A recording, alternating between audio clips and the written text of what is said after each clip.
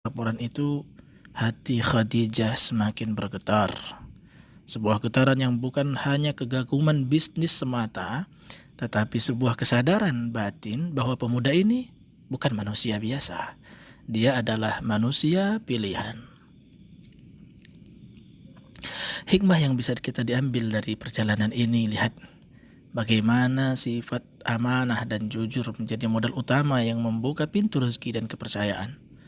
Nabi Muhammad tidak datang membawa modal harta, tidak juga, tetapi beliau membawa modal akhlak, amanah dan kejujuran yang sangat terkenal di bangsa Quraisy ketika itu. Dan itu menarik perhatian Khadijah, seorang pengusaha ulung, saudagar kaya raya. Inilah pelajaran bagi kita. Bangunlah reputasi kita dengan kejujuran, maka jalan-jalan kemuliaan akan terbuka dengan sendirinya. Bahkan lowongan-lowongan pekerjaan yang mungkin sebelumnya tidak kita pikirkan akan datang kepada kita, menjemput diri kita, bukan kita yang mencarinya. Kita lanjutkan kisah kita.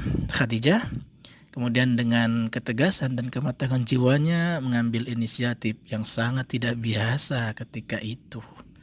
Melalui sahabatnya yang bernama Nafisah binti Muniyah, dia menyampaikan keinginannya untuk menikah dengan Muhammad. Nah, tentu saja ini adalah sebuah langkah yang sangat berani dari seorang perempuan. Khadijah seorang janda berusia 40 tahun, sementara Nabi Muhammad seorang pemuda yang berusia ketika itu 25 tahun. Khadijah adalah orang yang terkaya di Quraisy, sementara Muhammad ada orang yang sederhana, pemuda yang biasa-biasa saja. Namun Khadijah melihat apa yang tidak dilihat oleh kebanyakan orang. Dia melihat cahaya dan kemuliaan dalam diri Nabi Muhammad SAW. Maka mendengar lamaran itu, Nabi Muhammad pun singkat cerita setuju. Beliau kemudian memberitahukan hal ini kepada paman-pamannya, terutama pamannya Abu Talib dan paman-pamannya yang lain. Maka berangkatlah paman beliau, ada Hamzah, ada juga Abu Talib, untuk datang ke rumah Khadijah, melamar Khadijah secara resmi, meminta Khadijah dari walinya, Amr bin As'ad. Pernikahan agung pun dilangsungkan dengan mahar yang disepakati. Inilah pernikahan yang dibangun atas landasan saling menghormati, saling percaya, dan saling melengkapi.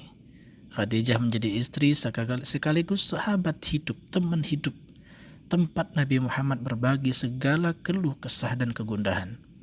Dia adalah perempuan pertama yang beriman kepada Nabi Muhammad. Jauh sebelum wahyu turun, beliau sudah percaya